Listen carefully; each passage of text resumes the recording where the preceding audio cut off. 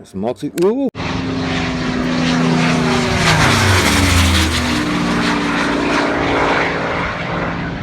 Hello guys and welcome back to part 2 of the History of Le Mans series on this channel.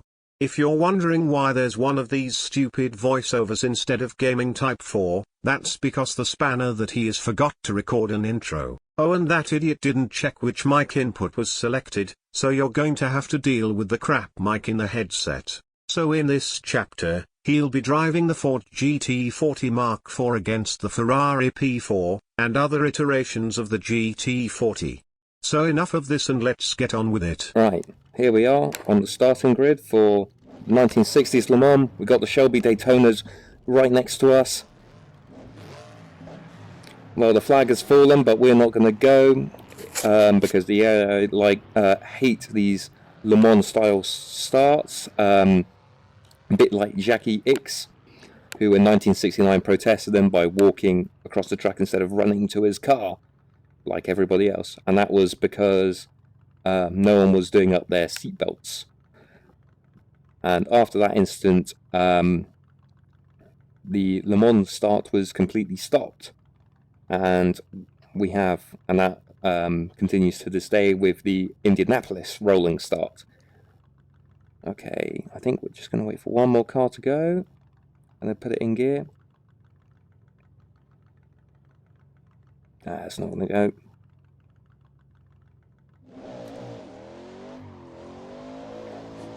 Whoa, that was a lot of torque there.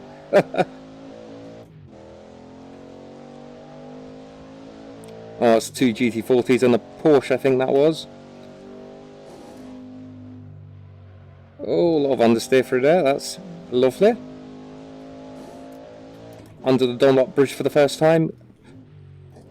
Make sure we can slow down for the S's. Yep. Tyres sliding. Whoa, that's a lot of oversteer there. Into Tête Rouge for the first time.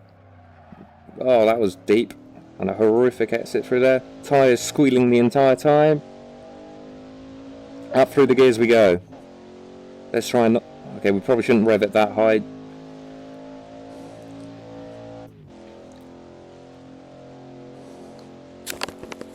So, there are two main races I want to talk about from this period of sports car racing. First one is the 1967 Le Mans, which this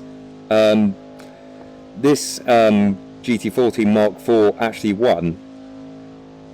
But there was an incident in the middle during the night of that race where three of the Mark IVs got wiped out, and it all started because during the brake change, one of the mechanics put the front brake on backwards on the Andretti car, and when he came out of the pits and into the S's for the first time after that stop, oh bloody hell, that was air up there. Instantly locked up and went straight into the wall. And trying to avoid that, the other two cars also hit the wall. And then the McLaren car, oh, there's a Bizzarrini there. There's Stirling Moss 250 SWB. And here are some lovely 250 LM Ferraris and an E-Type and a Chevron. And another 250 SWB. Oh, we just get past him. Yeah. McLaren also... Bruce McLaren also picked up damage from that, which meant that he was not on the podium. Oh, I see a Mark II GT40 up ahead. Ferrari struggling out of there. Come on. There's a Mark II. Ooh! Christ, we almost went into them there. We might have hit him, but I don't think we did. Stuck behind this Porsche 906, and there's a Daytona Coupe straight ahead of us, and then also one that's starting next to us. We're going to go to the... Never mind, I say we were going to go to the left of him, but he boxed us in a bit. Mark's almost re-overtook us. Are we going to go round the outside of the E-Type? No, we are not. We're going to hold our ground. Watch out for the Mark II, though. Oh, I say hold our ground, but... There's 39 PH, the joint highest finishing overall AC car, let alone Cobra, in Le Mans history. There's a 250p here. I'm going to go past him as well. There's a Daytona trying to get past a 250 GTO Mark II. There's not really enough room here. We're going to try it. Oh my god, that was tight. We'll just wait for the car to turn in. I thought there was about to be an incident there. There was. One of the P4s has got slowed up there. We have to slam on the brakes to not slam into him. Where's that Daytona? There it is. Shouldn't have to worry about him coming back. There's another Mark IV there. That's what we're worried about. Oh, we're going to make this 3 wide. Up the inside of the Daytona, but we're not going to go up the inside of what I think is an AC A98, which is AC Car's version of the Daytona Coupe.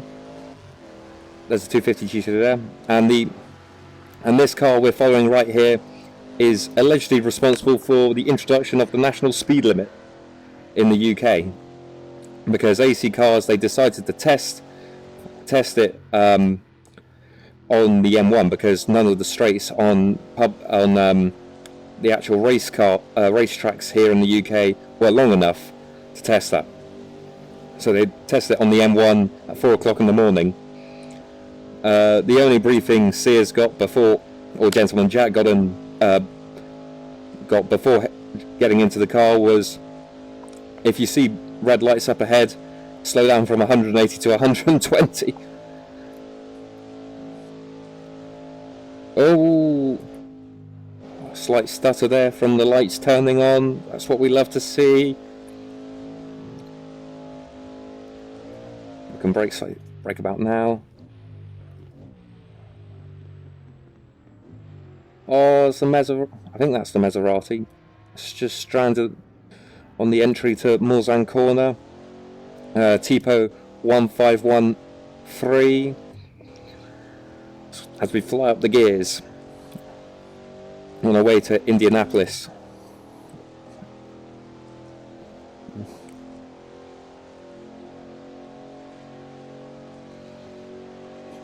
I think this is a 250 LM, or is it 250p? Well, there's a Porsche, it's 250 LM, P even. No, neither of the two. It's a 250 GTO Mark II. And we're all stuck behind a boatload of Porsches. Slot up the inside of him. He outbrakes us because he's a much lighter car, but he doesn't have the power of the 7-litre V8 motor, which we shall now demonstrate to him for a brief amount of time while we're blocked by the Porsche 906 6s. We're going to fly past those guys. We're going to take the outside of that one. There we go. Lovely. There's a 904. Oh, just squeezed through there. Clear track for a little bit.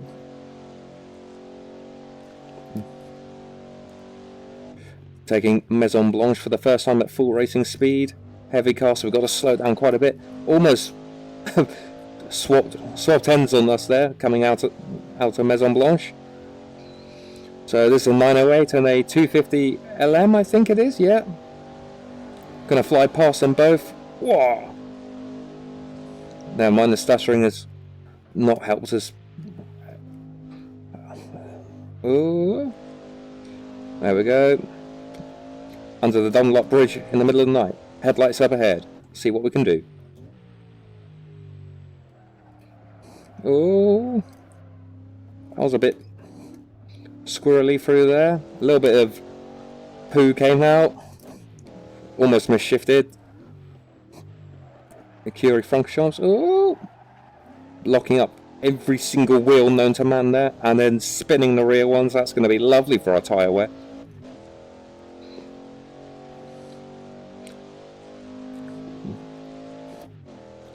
Ah yes, the 250 LM, the last Ferrari to win Le Mans outright until the 499P.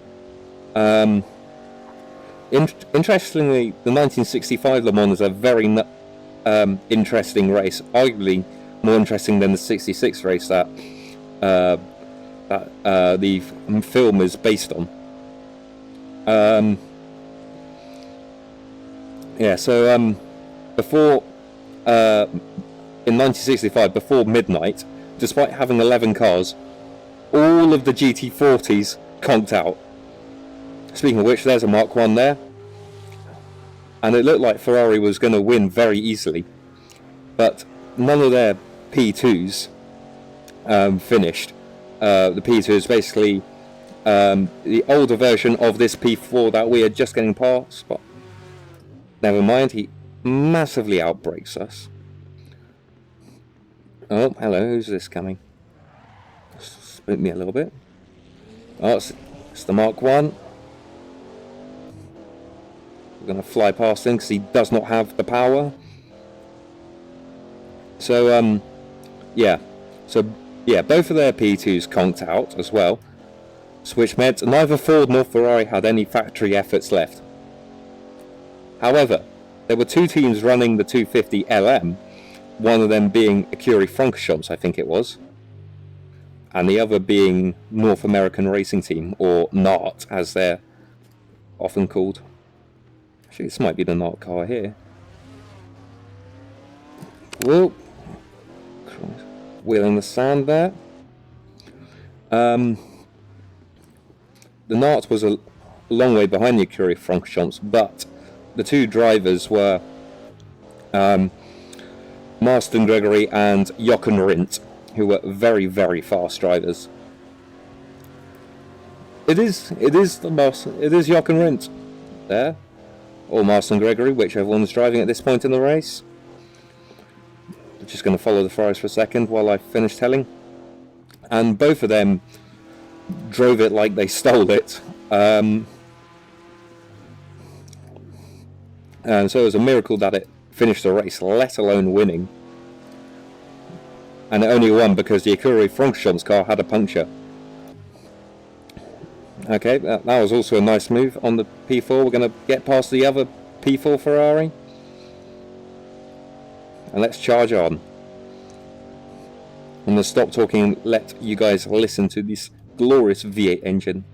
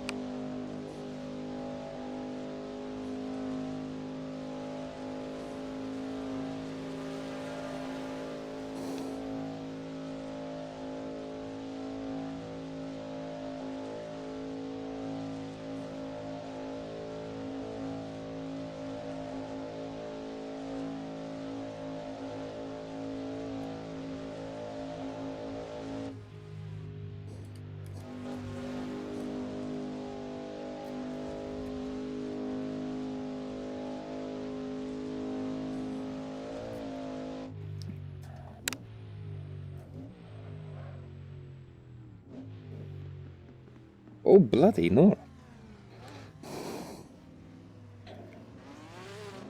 Oh, nice block pass from the Ferrari.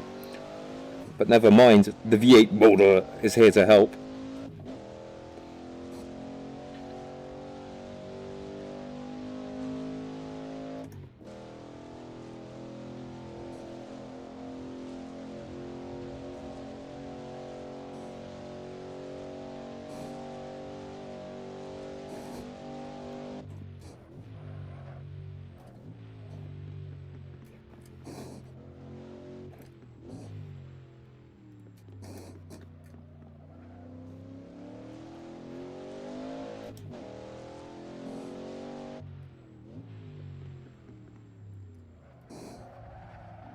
Oh, Jesus, that did not feel fast through that. Horrendous exit as well, for good measure.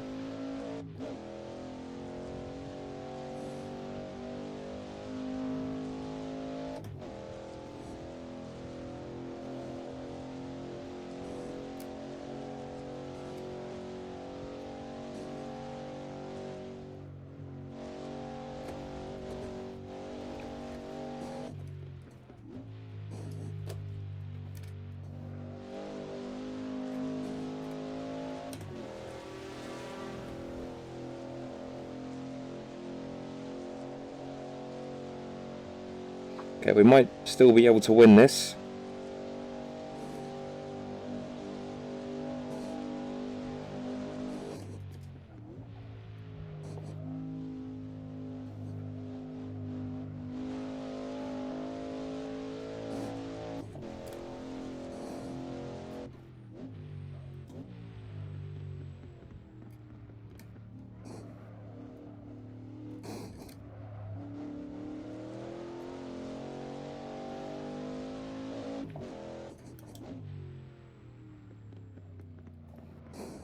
Oh.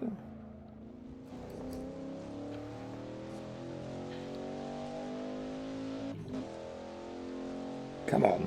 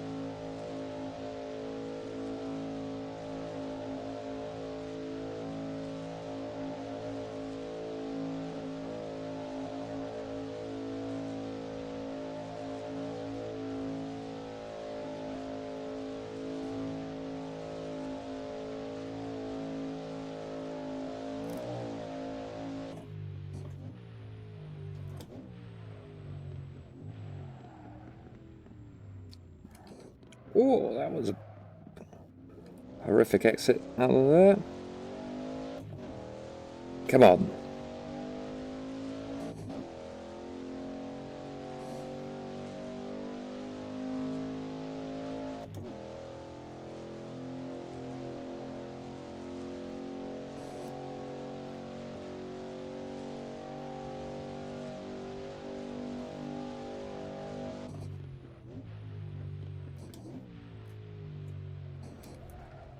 Ooh.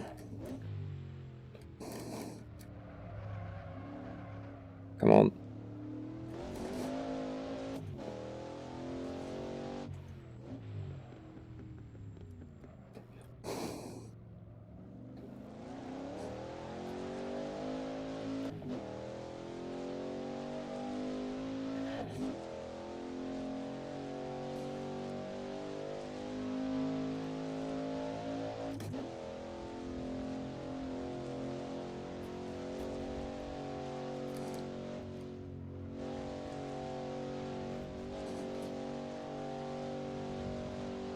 We're not going to win this.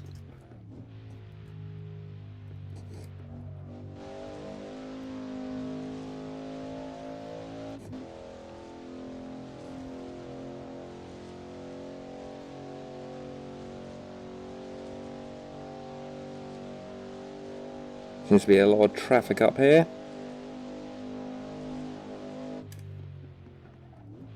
Oh, Ken Mars has hit the wall. I think that's Ken Mars. Oh my god. Bloody screen freeze.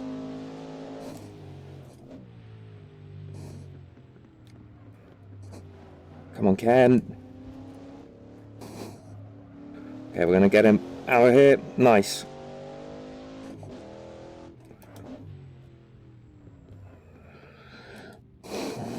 Oh, another Mark IV here and a Mark II.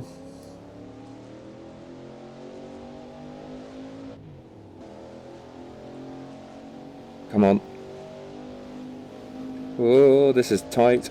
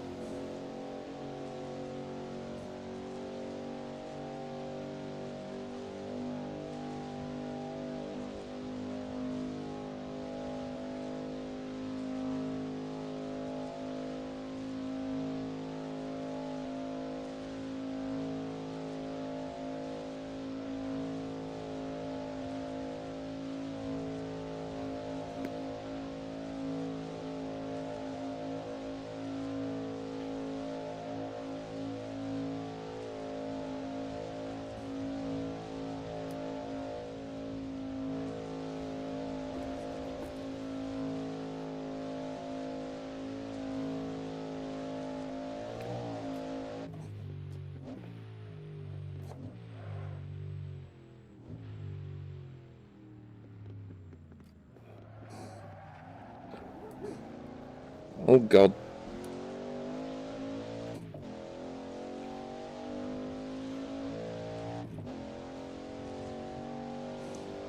Oh, lap cars are gonna make a mess of this. Oh, hit one by accident. Oopsie daisy. Come on, surely there must be P2 up here. On the anchors for Indianapolis for one final time. That was a lot of grass taken there. Roller through the second part. Lovely out there, come on. It's all about the exit out here.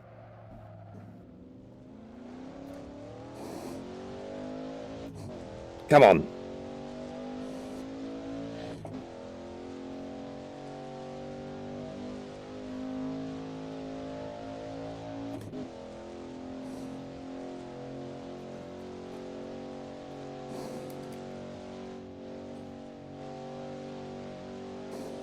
Look at the speed.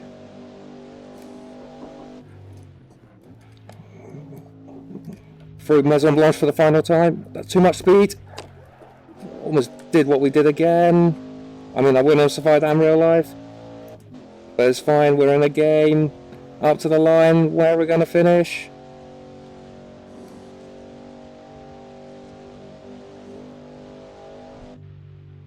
I don't know, we'll find out in a second. So yeah, we came P2 in that race. Geez, 20 seconds off, bloody Nora. So there we go, guys. A look into what racing in the 60s might have been like, apart from a couple of minuses, but we'll gloss over that. If you did enjoy this video, please make sure to leave a like and subscribe so you don't miss the next episode, where we will be looking at arguably the greatest race car ever. See you then.